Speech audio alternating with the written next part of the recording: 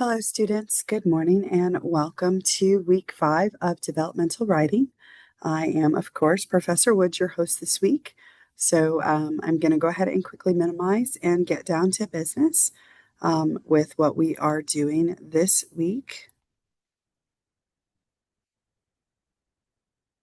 So this week, our focus, week 5, is going to be on claims, evidence, and reasoning in argumentative writing. This is also the week that you will begin to work on your digital portfolio.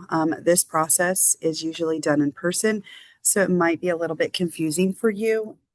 So if you please feel free to email me, ask questions, and I'll be happy to answer them as best as I can. So these are your objectives for this week, and it is by the end of week 5, the goal is for you to be able to identify the 3 major components of argumentative writing. That's your claim, your evidence, and your reasoning. To explain how evidence supports a claim through reasoning, and to evaluate whether a paragraph includes strong or weak argument support, and to write a short claim, evidence, and reasoning paragraph using a clear claim and relevant evidence that will come for your reading. And so our essential question for today's class or this week's class is, how do claims, evidence, and reasoning work together to create a strong academic argument?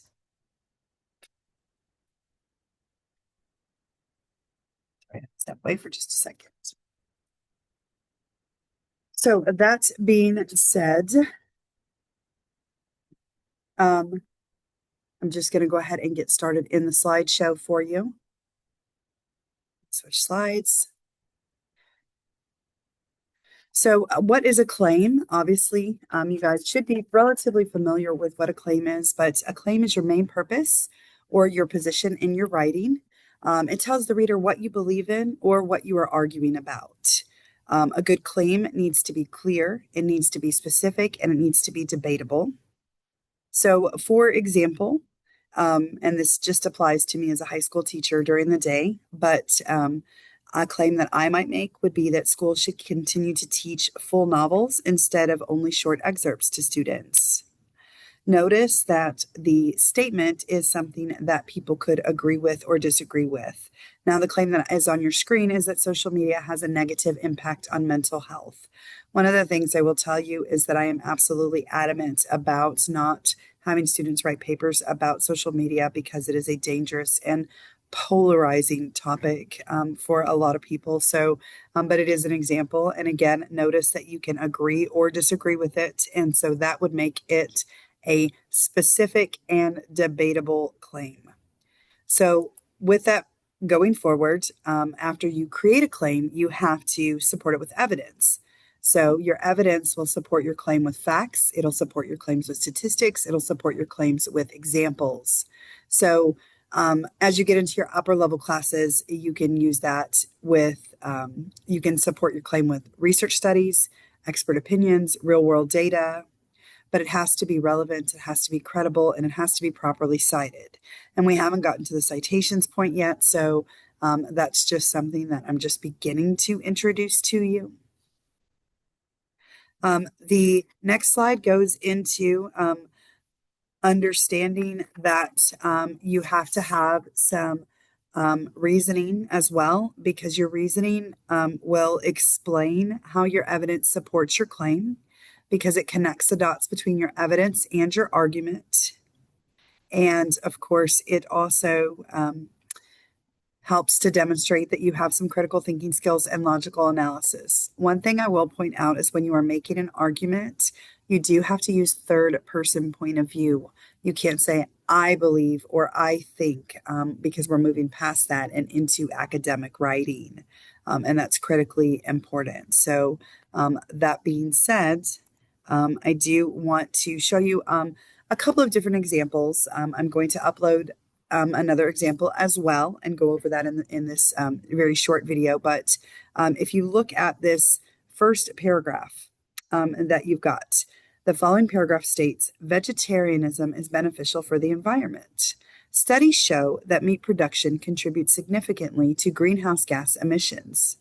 By reducing meat consumption, individuals can lower their carbon footprints. So let's look at the claim, the evidence, and the reasoning. So your first line is your claim. Notice it does not say I think, it just has the statement there. So that's your claim. I'm going to go ahead and highlight the claim in yellow. And then your evidence. Studies show that meat production contributes significantly to greenhouse gas emissions.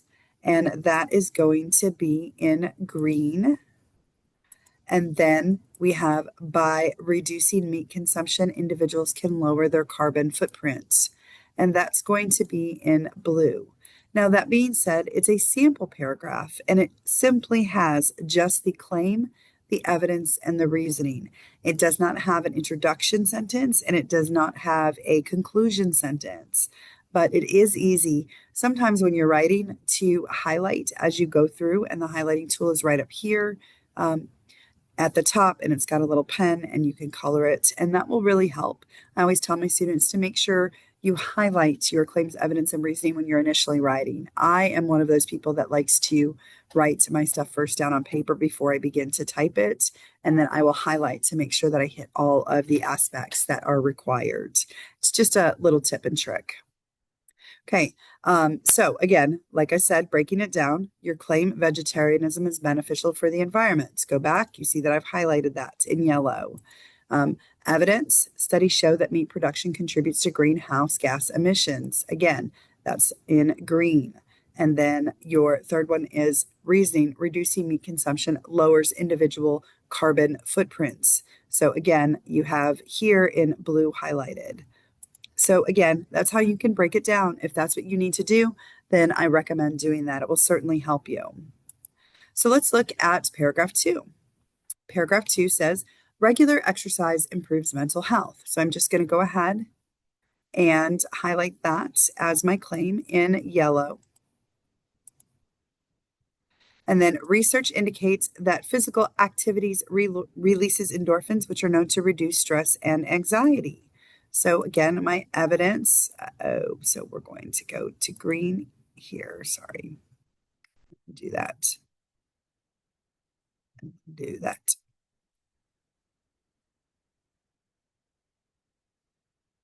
We're going to go back, see, I'm still human. Every once in a while I make a mistake. Go to yellow, and then here, go to my green for my evidence. And then here, my reasoning. By incorporating exercise into their routines, people can experience better overall well-being. Now, that is going to be my blue.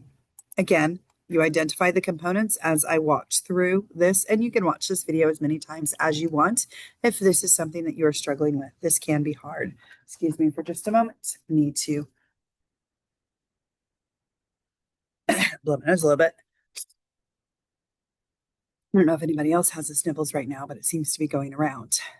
Okay, so again, I just did that. Your claim, regular exercise improves mental health. Looking back, I have it in yellow. Evidence, research shows physical activity releases endorphins. That's highlighted in green. And then the reasoning, endorphins reduce stress and anxiety, leading to better well-being. Again, with that being said, I have highlighted all the portions up there. But like I said previously, it does not have an introduction sentence and it does not have a conclusion sentence. These are some common pitfalls in argumentative writing.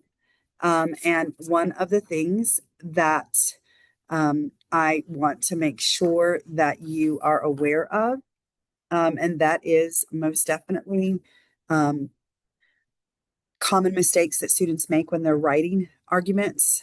They have unsupported claims. So they have statements with no evidence. Their evidence is weak and reliable or irrelevant, has nothing to do with their claim. Sometimes they're missing their reasoning. They have evidence given, but it's not explained. And that's critically important in making sure that your reasoning and your argument is able to stand independently on its own. And I mean, that's only one side of argument writing. The other side is, of course, you have to address the counterclaim, but we'll get to that as we go later in the course. Additionally, one of the other biggest assignment issues that I see with students is that they have too many personal opinions instead of research backed or information relating to their claim. So if you have the skills to utilize research and not Google, Google is not a reliable source. Google can give you just about anything any nowadays.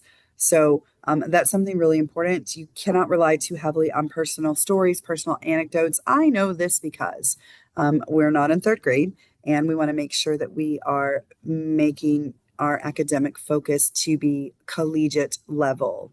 And that is a difficult hurdle to overcome, but the more you practice, the better you will get. And I do believe in you. Okay, that being said, in order to strengthen your arguments, you need to make sure that you have clear and specific language in your claims. You want to use diverse, incredible experiences from or evidence from multiple sources. Again, right now we're only focusing on the one reading that you have, but as we go forward in the course, because we are almost at midterm, then you will begin to integrate more evidence the proper way into your sources. You will explain your reasoning carefully and thoroughly and logically, and consider other viewpoints when necessary. Like I said, that will come at a later date where you will be acknowledging the counterclaim. But good writers always asks themselves this one question: does my evidence clearly support my claim? Without using the words my. You cannot have yourself in academic writing. And I've let you do that so far, but we're beginning to go into the later half of the course. And so it's time to start taking those training wheels off and really putting you in third person point of view as you are writing. That being said, I'm going to transition you into a couple of different things. This week, you'll be integrating claims, evidence, and reasoning in your writing. And that will help you maintain a logical flow. I have several handouts that I am going to upload today for you to assist you. These are handouts only. They're there to help you begin to develop your argument paragraph, but they are not to be submitted into the Dropbox. They are just graphic organizers. They are just there to help you begin to develop your ideas. Because you're emerging writers, it's not there to make sure that it's not a gotcha moment, but I certainly want you to make sure that you are submitting an MLA formatted document that has all the components of the prompt to it. So make sure you're reading your prompts carefully. On another note, I've been getting several emails from students, and this is the difficult part about it being an online class and not being in person, is that sometimes the directions may not necessarily clarify everything, or you're struggling to understand it. All of your assignments need to be in MLA format. If you do not have an MLA formatted document, I will be more than happy to send you a template that you can use that is already formatted in MLA, number one. Number two, another thing that I am seeing is when you are doing your grammar practice, you are uploading the entire document. So when you download your grammar practice to do your weekly grammar practices, after you have finished answering the questions, get rid of them, because if you don't, then it will show up as 88, 90, 97% plagiarized, because I created the document, so it lives in the archive for Brightspace, and so it will show as plagiarism even though it's not. So once you finish it, I've written the questions, so I'm aware of what they are. You don't have to upload the document with the questions on there. And so that's just a couple of reminders for your grammar practices. So one of the things to conclude this very much is that claims, evidence, and reasoning are fundamental to argumentative writing. You want to continue practicing, identifying, and utilizing these elements within your writing. And you're going to apply these skills to your next writing assignments. So if you have questions, please make sure that you are reaching out during office hours. Send me a text, send me an email. I'll be happy to answer it. If you have not heard from me, within 48 hours from sending me an email, then please, by all means, send me a text and say, hey, Mrs. Wood, this is so-and-so. I sent you an email and I haven't heard back from you. Sometimes that'll jar me into it because I have a very hectic schedule and it's hard to remember everything. And the goal is for you to become a stronger writer. You're an emerging writer right now. And so that is critically important. Now, I'm going to transition into, I'm going to stop sharing for just a second. I'm going to transition into the next portion, and that is to show you a couple of different things that I have for you that are going to be uploaded. So I'm just going to share and see if I can find it here. So the first thing I have is the reference sheet that I'm going to upload. So when you begin to write your own argument paragraph this week for your writing entry notebook, you're going to refer to this week's reading, which is called The Myth of the Latin Woman, and it's written by Judith Ortiz Colfer. This is just a guide. So you don't want to submit this assignment, but this is there to help you. These are sentence stems to help you. So again, you have your claim, your evidence, and your reasoning. Now, I am going to start you off with some training wheels. I hate the term "this shows," so I encourage you to start with it, but the goal is to get you away from it and have your writing become more sophisticated. So I have here the claim, the evidence, and the reasoning. And then I have a full paragraph frame with the introduction sentence. I have the claim, evidence, and reasoning that you can just fill in, and then as you go, and then you have your conclusion sentence. So there's that reference sheet that'll be uploaded to Brightspace. And then I also have here as well, if I can find it, somewhere. Yes, somewhere right here. I have a couple of more paragraphs that I just want to look at really quickly, and then I'll transition into Brightspace and show you what you need to do this week. One note I will give on this video, just so that you are aware, is that Brightspace does not talk to Google Docs. Google Docs will have to be downloaded into a Microsoft document. And if you're using an Apple computer, you will have to upload your assignment as a PDF. I cannot grade photos of assignments unless it is something that I explicitly direct you to do, like take a picture of your annotations or something like that. And that will be very specifically outlined as to what I want you to do for that. That being said, I'm going to go ahead and share my screen again so that you can see the examples that I have here, and we're going to go over them. You'll see that I have a key at the bottom. I have claim, evidence, reasoning, and conclusion, and we're going to look at 2 examples. So your first topic is going to be minimum wage and working adults, and these are just examples, and I'm uploading them so that you can see what good writing looks like and what weak writing looks like. So looking at the first example, automatically you see that it has more words. So the first example states, raising minimum wage can help working adults better meet basic living expenses. Okay, so that's your claim. It's in yellow. Then you have your evidence. According to the U.S. Bureau of Labor Statistics, many minimum wage workers are adults supporting themselves or their families rather than teenagers working part-time jobs. That is your evidence. Your reasoning is highlighted in blue. When full-time workers earn wages that do not cover essential costs like rent, food, and transportation, they often struggle to maintain financial stability. That is your reasoning. Notice I also have here a conclusion, and I've highlighted that in gray. And it says increasing the minimum wage can help reduce this gap and allow workers who are already employed to better support themselves through their work. Is this a good and solid claim, introduction, reasoning paragraph? Absolutely. It 1000% is relatively well developed. It's not perfect by any means, but it is not bad. So again, remember that you are emerging writers, and the goal is definitely for you to become a confident writer and feel a little bit better.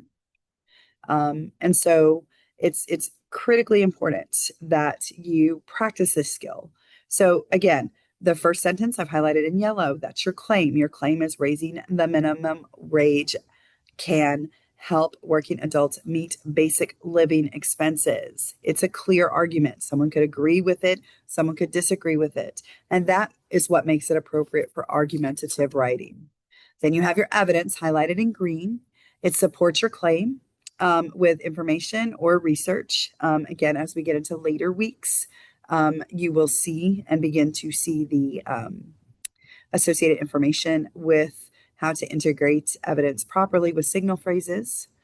Here, the writer is utilizing a source. They're using the United States Bureau of Labor Statistics. And it's important because as you transition into more academic writing, it has to have credible sources, not just opinions, which is why I said don't use Google. And then the third part of the paragraph has the commentary, and that's also called the reasoning. And that's where the writer, you, would explain why the evidence matters without saying, this matters because, or this shows that. This, in this part, it's where it's explained effectively. It's explained that when wages do not cover basic expenses, and then it names those basic expenses, it's not vague. It says rent or food, and then it states that workers struggle financially. So it is a very well developed sentence. It's cohesive, it's coherent, and it connects the evidence back to the claim, and that's critically important. And then finally, your paragraph ends with a conclusion sentence. Because that conclusion sentence will remind the reader of the main point, ties it all back together. What I like to tell students is it ties it in a neat little bow, just like you're wrapping a gift. And here is where your writer is saying increasing the minimum wage could help workers support themselves better. And that brings the argument to a clear finish. Again, it's an emerging, just a paragraph. It's not a full-on essay. We'll get to that point, but we are not there yet. We are only in week 5, so don't get too ahead of yourself just yet. Now, I do want to look at example 2 just to show you. Example 2 says minimum wage should be higher because many people work hard and still struggle. This is a weaker paragraph, and I want you to think about a couple of different things. What is missing from this paragraph? What can make it stronger? So you could say something like, minimum wage should be higher because many people work hard and still struggle. But I need more information than that. Why are they struggling? Or what are they struggling with? Are they struggling with meeting basic expenses? Are they struggling with the activities of daily living? Are they struggling with depression because they can't pay their bills? There's a lot of information left out of that claim. And so you want to make sure that your claim is very specific and very clear. It's vague. It says lots of workers say, I don't know who those workers are. There's no research, there's no credible source involved as well. Then your reasoning, lots of workers today say they cannot afford basic expenses. Again, there's no credible source there. It does not clearly explain why it proves a claim. And it's very generalized. So it's critically important that you look at that. And then if you look at the third and fourth sentences, many adults who work full time still have problems paying for rent and food. Okay. But it does not clearly explain the connection. It does not clearly explain the correlation there. And then finally, the paragraph repeats the same idea instead of developing the argument a little bit further. And that is really where a lot of students get into trouble. So this is something that you really need to make sure. If you see here in the first example, increasing the minimum wage can help reduce this gap and allow workers who are already employed to better support themselves through their work. So it does extend the argument a little bit and ties it back to the original claim. And so that's really what I'm looking for in your writing this week.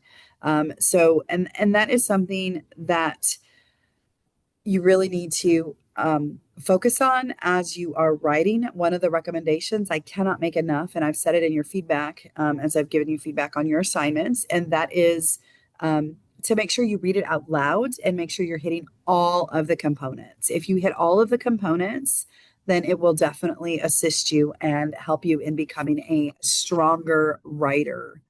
Okay, so with that being said, I'm going to stop sharing my screen. I'm going to go into Brightspace so that you can see exactly what needs to be done this week. Let's see here. We'll go into Brightspace.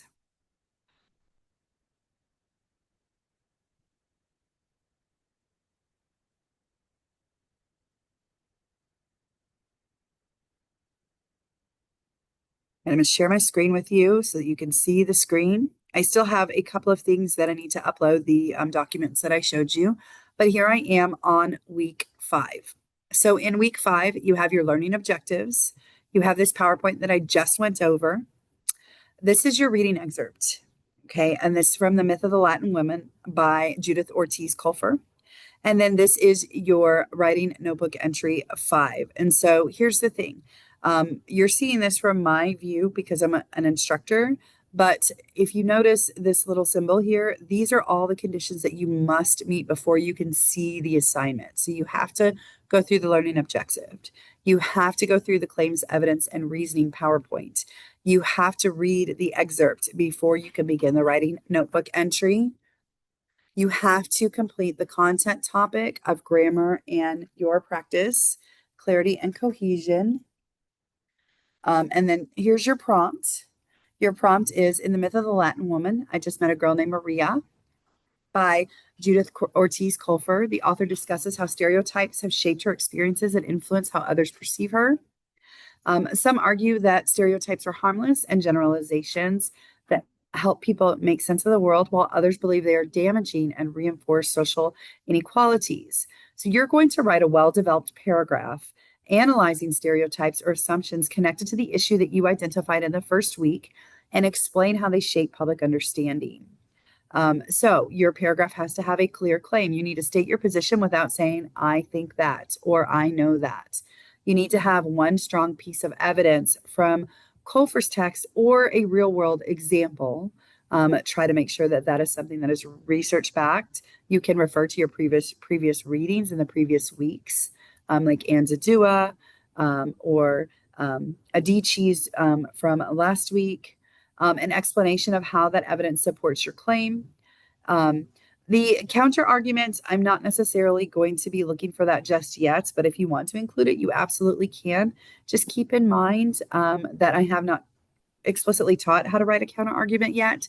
And so if you do include a counter argument, in fact, I think I'm going to eliminate that altogether because we'll focus on those next week. And then you'll definitely need a concluding sentence that reinforces your argument. Your grammar practice here is clarity and cohesion. Again, I'm going to have you continue to practice that because clarity and cohesion are important in academic writing, and you need to make sure you master those skills. Again, these exercises are based on your readings typically, and so I have created them for your assistance. Now, this is the week that I am introducing the digital portfolio assignment. So it is a Word document that you can look at and see. I also have a video that outlines exactly what to do and how to do it that I'll be uploading as well. And this is the self-evaluation checklist. You do not have anything due as far as the digital portfolios this week, but I do want you to begin to look at it and try to start developing your digital portfolios. And again, this is an assignment that I have added in so that you can see your growth as a writer from the beginning.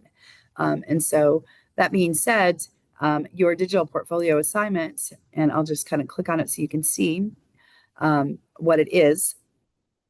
And essentially, you're going to create a portfolio and it is due on week 12. And so the goal is for you to look at revision, reflectance, and persistence. It's not just about your final product. It's about the process as well. So by the end of the term, the goal is for you to see how your writing and grammar has improved, how feedback has changed the way that you write, because I give pretty explicit feedback on your assignments. And then what productive struggle looks like in the writing process. Writing is not supposed to be easy. What the definition of productive struggle is.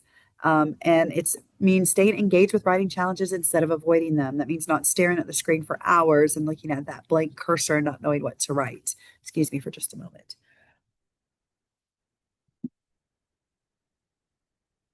Okay, so that's going to include revising after feedback, experimenting with structure, asking questions, fixing mistakes, persisting even when writing feels difficult. That is all part of productive struggle.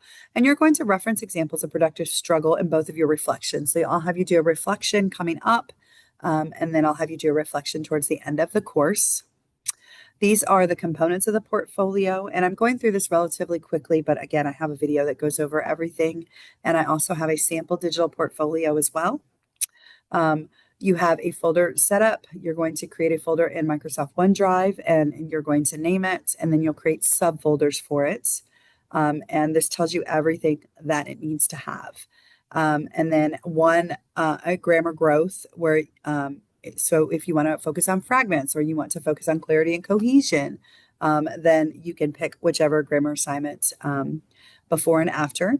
And then your drafts for your final essay. And again, that's not going to come until week 7 because we take a few weeks to work on the essay itself. Midterm reflection, you'll be doing that next week. And then your final reflection will be on week 12. And then a final snapshot. That's where you'll take a picture of all of the folders in your digital portfolio, and you'll upload that into Dropbox, into Brightspace. So again, I know that seems like a lot, but I have an entire video dedicated to that. As far as your assignments go this week, so let me just check. I don't believe you have a discussion this week. You do not. No, we're not there yet. And then you do have a Dropbox assignment. You have 2 of them. So you have writing notebook entry 5, which is challenging stereotypes. And then you also have your grammar practice week 5, which is clarity and cohesion, due on March 11th. So again, that will show up. And again, if you're seeing dates like from 2025, remember that I'm editing this course from week to week. So if you have questions or anything, please reach out to me. I'll be more than happy to answer them. Anyway, I know this has been a really long video and there's been a lot of information and my nose is getting really stuffy. So I'm going to go ahead at this point and exit the video. But if you have questions, please, for the love of everything holy, reach out to me. Ask them. If I don't know that you're struggling, I can't help you. That's why I have office hours. So please, please, please reach out. Thanks so much. And I hope you guys have a very successful week and enjoy writing an argument paragraph.